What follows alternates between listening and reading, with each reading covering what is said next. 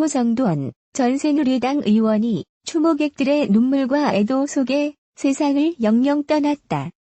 19일 오전 8시 정 전 의원의 발인이 서울 서대문구 신촌 세브란스 병원 장례식장에서 엄수됐다. 유가족과 정치권 인사들, 지인들 약 100여 명이 모여 고인의 마지막 가는 길을 함께했다. 발인에 앞서서는 발인 예배가 진행됐다. 유족을 비롯해 유승민 정병국 하태경 바른미래당 의원과 김용태 자유한국당 의원, 유인태 국회 사무총장, 정태근 전 새누리당 의원, 배우 김승우 씨 등이 참석했다. 이호영 안양제일교회 장로는 추도사에서 고정돈은 전후 어려운 시기에 태어나 어린 시절부터 주위 어려운 일에 발벗고 나섰다며 나라와 민족을 위해 고군분투하며 현실 정치의 문제에 정확하고 올곧은 해결안을 제시했다고 고인을 회고했다.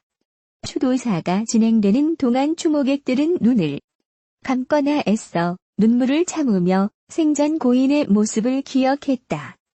예배가 끝난 뒤 고인을 모신 관이 검은색 운구차로 향하자 영결식장은 금세 눈물바다가 됐다. 정 전 의원 사위가 침통한 표정으로 영정을 들고 나섰고 유족과 지인들이 관을 들고 뒤따랐다. 배우 김승우 씨는 소리 없이 눈물을 흘렸고 친지들은 자리에 털썩 주저앉아 울기도 했다. 운구차가 떠날 퇴비를 하자 유 의원 등은 허리를 깊이 숙여 고인에 대한 마지막 예를 표했다. 발인이 끝난 뒤 유 의원은 20년 가까이 같이 정치를 해왔는데 이렇게 허무하게 가니 정말 가슴이 아프다며 고인이 하고자 했던 정치를 꼭 해야겠다는 생각이 든다고 기자들에게 말했다. 운구차는 서울 서초구 원치동 서울추모공원으로 향했다. 화장 뒤 유골은 오후 1시쯤 경기도 분당 메모리얼 파크에 안치될 예정이다. 정 전 의원은 지난 16일 오후 자택에 유서를 남기고 나간 뒤 서대문구 홍은동 북한산 자락길에서 숨진 채 발견됐다. 한 장짜리 유서에는 가족들의 미안하고 사랑한다는 내용이 담긴 것으로 알려졌다. 윤석열 신임 검찰총장이 18일 고정돈 전 새누리당 의원의 빈소를 찾아 조의를 표했다. 윤 총장은 이날 서울 서대문구 신촌 세브란스 병원에 마련된 빈소를 방문해 존경하는 선배인데 안타깝다고 말했다. 이어 현실 정치 이외에도 역사나 인문학에 주의가 깊으시다며 평소에 좋은 말씀을 들었다. 그래서 안타깝다고 말했다.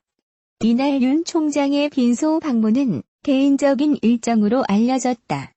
대검찰청과 서울중앙지검 관계자는 빈소에 간 것도 기사를 보고 알았다. 관련해 아무 얘기도 들은 적 없다며 점심시간을 이용해 혼자 조용히 다녀오신 것 같다고 말했다. 두 사람은 어떤 인연으로 만난 걸까? 정 전 의원은 서울대 상대 76학번이고 윤 신임 총장은 법대 79학번으로 동문이다. 서울중앙지검의 한 검사는 두 사람은 처음 대학 동문으로 인연을 맺은 것으로 안다며 원래부터 서로 알고 지내며 종종 보는 사이였다고 전했다. 다른 검사는 윤 총장은 워낙 발이 넓어서 과장하면 대한민국 중년 남성 10분의 1은 아는 것 같다는 농담도 있다며 대학 동문이니 알고 지냈을 것이라고 말했다. 2016년 최순실 국정농단 사건 때 박영수 특별검사팀 수사팀장을 맡았던 윤 신임 총장이 직접 정 전 의원을 만나 조사하기도 했다. 정 전 의원은 2007년 대선을 앞두고 이명박 한나라당 경선 후보를 도와 박근혜 후보에 대한 검증 작업을 벌였기 때문이다. 한 검사는 당시 정 전 의원이 최순실 씨와 박근혜 전 대통령 간의 관계를 상세히 특검팀에 알려줘서 사건 이해에 큰 도움이 됐던 걸로 안다고 전했다. 정 전 의원은 최근 윤 총장이 후보자로 지명됐을 당시에도 그에 대해 후한 평가를 했었다. 인사청문회 과정에서 그가 이른바 거짓말 논란으로 어려움을 겪자 한 라디오에 나와 잘 나가다가 막판에 반전이 생겼다. 문제가 있는 부분이라며 그렇지만 전체적으로 볼 때는 큰 하자는 없다. 지금 전체 대한민국 검사 중에서 검찰총장감을 꼽으라면 윤석열만한 사람이 없다고 말했다. 또 다른 라디오 프로에서는 윤석열 총장이 되면 그 사람이 원칙주의자 아닌가. 원칙대로 하면 굉장히 자유한국당이 곤란해진다고 말하기도 했다. 이날 오후 이인영 민주당 원내대표도 정 전 의원의 빈소를 찾아 조문을 마쳤다. 정 전 의원의 발의는 19일 오전에 진행된다. 정 전 의원은 지난해 초 한국일보와의 인터뷰에서 사선 실패 후 깊은 상실감으로 우울증을 얻었다고 고백했다. 그는 인간이 본디 욕심 덩어리인데 그 모든 바람이 다 수포로 돌아갈 때 그래서 내가 이 세상에서 할 일이 없겠구나 생각이 들 내 삶의 의미도 사라진다며 급성 우울증이 찾아왔다고 털어놨다. 이후 정 전 의원은 심리 상담을 배웠다고 한다. 그는 같은 인터뷰에서 인터넷 강의로 심리 상담사와 분노 조절장애 상담사 자격증을 땄다며 70 이후 일선에서 물러났을 때 카운슬러를 하며 여생을 보내고 싶다. 나도 치유하고 남도 치유해야겠다는 생각이라고 말하기도 했다. 정 전 의원의 갑작스러운 사망 소식에 정치계와 방송계 관계자들은 애도를 표하고 있다.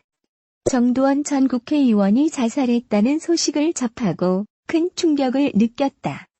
정 전 의원은 지난 2016년 총선 낙선 후 급성 우울증과 자살 시도 전력이 있었다고 하지만 자신의 우울증과 자살 시도 전력을 언론에 공개하고 종편과 공중파의 정치평론 패널과 일식집 사장, 재혼 등으로 인생 2막을 성공적으로 열고 있었기에 그의 갑작스러운 사망 소식은 놀라지 않을 수 없는 일이다. 여전히 우울증은 그의 인생 2막을 원치 않았던 것으로 보인다.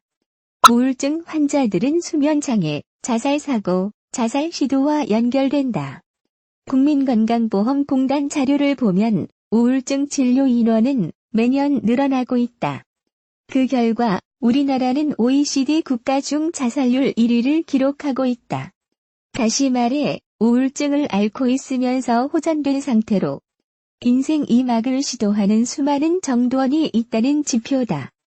우울증 자살을 막기 위해서는 당사자의 노력이 중요하겠지만 사회적인 차원의 연계망이 중요하다. 정 전 의원이 우울증 자살의 마지막이기를 기대하지만 이를 위해서는 제도적 장치 마련과 인식 개선이 절실한 때이다. 정 전 의원이 대단한 것은 자신의 정신과 질환 전력을 공개하기 어려운 사회 환경 속에서도 떳떳하게 공개한 데 있다. 정 전 의원은 당시 모 언론사와 인터뷰에서 인간이 본디 욕심 덩어리인데 그 모든 바람이 다 수포로 돌아갈 때 그래서 내가 이 세상에서 할 일이 없겠구나 생각이 들 때 삶의 의미도 사라진다며 문제는 낙선되었다. 고통에서 피하기 위해 극단적 선택을 택했던 것이라고 말했다. 특히 그는 김용태 의원 등 지인들에게 우울증은 정치를 하며 숙명처럼 지니는 것이라고 말하기도 했다.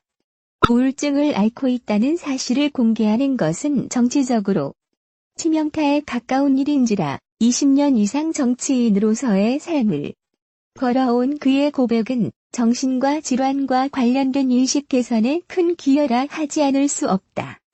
그가 특별히 정신과 질환에 대한 사회적 인식 개선을 위해 행사를 열거나 운동을 한 것은 아니지만 그의 질환과 자살 시도 전력을 언론사 인터뷰 과정에서 공개한 것만으로도 3선 국회의원 출신의 공인으로서 정신과 질환을 앓는 것에 대해 떳떳하게 말할 수 있는 것 자체가 큰 의미다. 많은 이들이 우울증 등 정신과 질환을 앓는 것을 숨겨야 할 대상이 아니라 공개해도 된다는 의식을 만들어주기 때문이다. 실제로 필자도 조울증과 우울증 등을 앓고 있다. 3에서 4주 간격으로 정기진료를 받는 다른 환자들보다 상태가 낫다고 판단했는지 필자가 다니는 대학병원에서 60일 단위로 정기진료를 받고 있다. 정 전 의원이 결국 자살의 문턱을 넘어서지 못했지만 그가 우울증을 앓고 있다는 걸 공개했기에 필자도 지금 정신과 질환을 공개할 수 있는 것이다. 풍우나 합리적 보수, 쓴소리 등 그의 수많은 수식어들이 있지만 우울증을 자연스럽게 말할 수 있는 용기도 정치인이자 인간으로서의 정도원, 수식어에 남길 기대한다. 또한 정도원이라는 걸출한 정치인을 끝으로 우울증으로 자살하는 사람이 없길 바란다. 정도원 전 새누리당 의원이 7월 16일 별세했다. 경찰 등에 따르면 정 전 의원은 이날 오후 서울 서대문구 홍은동의 한 아파트 옆 공원 인근에서 숨진 채 발견됐다. 이날 앞서 정 전 의원의 부인이 자택에 놓인 유서를 보고 경찰에 신고한 것으로 전해졌다. 경찰은 정확한 사망 경위 등을 파악하고 있다. 정 전 의원은 경기고 서울대 무역학과를 졸업하고 행정고시 24회로 공직에 입문했다. 2000년 국무총리실 공보비서관을 끝으로 20년간의 공직 생활을 접고 정치권에 발을 들였다. 이명박 서울시장 후보 비서실장, 서울시 정무부 시장 등을 거치며 이명박의 남자로 곧이어 이명박 정부의 개국공신으로 승승장구했다. 선거 이력도 화려하다. 2004년 17대 총선에서 탄핵 역풍을 뚫고 상대당 우세 지역으로 분류됐던 서울 서대문을에서 당선돼 내리 3선을 했다. 그가 탄탄대로만 걸은 건 아니다. 18대 국회 당시 이전 대통령 친형인 이상득 전 국회 부의장을 위시한 포항 인맥과 대립하면서 먹구름이 찾아왔다. 여권 주류 측과 각을 세우던 과정에서 불법 정치자금 혐의를 받았고 급기야 2013년 1월 25일 징역 1년과 추징금 1억 4천만 원을 선고받고 법정 구속까지 됐다. 재판부는 피고인 정 전 의원이 임석 솔로몬 저축은행 회장과 김진경 미래저축은행 회장으로부터 불법 정치자금을 받은 혐의가 인정된다고 양형 이유를 설명했다. 이듬해 11월 정 전 의원은 파기환송심에서 무죄를 선고받고 3선 국회의원으로 돌아와 새누리당 내 비주류 쇄신파를 이끌었다. 하지만 당내 입지가 줄어든 정 전 의원에게 상황은 녹록지 않았다. 끝내 사선 도전에 실패한 뒤 정 전 의원은 극심한 우울증을 겪은 것으로 알려졌다. 정 전 의원은 2018년 2월 와의 인터뷰에서 나를 기다리는 건 배신이었다. 이제 정도원은 끝났구나 생각했던 사람들이 등을 돌렸다. 평온이 깨지고 분노와 증오가 서서히 생겨났다고 출소 후를 회상했다. 이어 급성 우울증을 앓고 한 차례 자살 시도한 사실을 털어놓으며 정 전 의원은 이렇게 밝혔다. 힘든 일이 한꺼번에 찾아오니까 정말로 힘들더라고. 목을 맸으니까? 인간이 본디 욕심 덩어리인데 그 모든 바람이 다 수포로 돌아갈 때. 그래서 내가 이 세상에서 할 일이 없겠구나 생각이 들 때 삶의 의미도 사라진다. 내가 이 세상에서 의미 없는 존재가 되는 거다. 사실 낙선 자체는 그렇게 힘들진 않았다. 내 잘못이 아니었잖아. 친박의 행태와 국정농단으로 국민의 분노가 폭발했으니 잘 될 리 없었다. 문제는 낙선기였다. 고통에서 피하려면 죽는 수밖에 없으니 자살을 택한 거야. 14층 건물에 불이 나서 불길에 갇힌 사람이 뛰어내리는 거나 비슷하다. 그 일이 있고 나서 병원을 찾았다.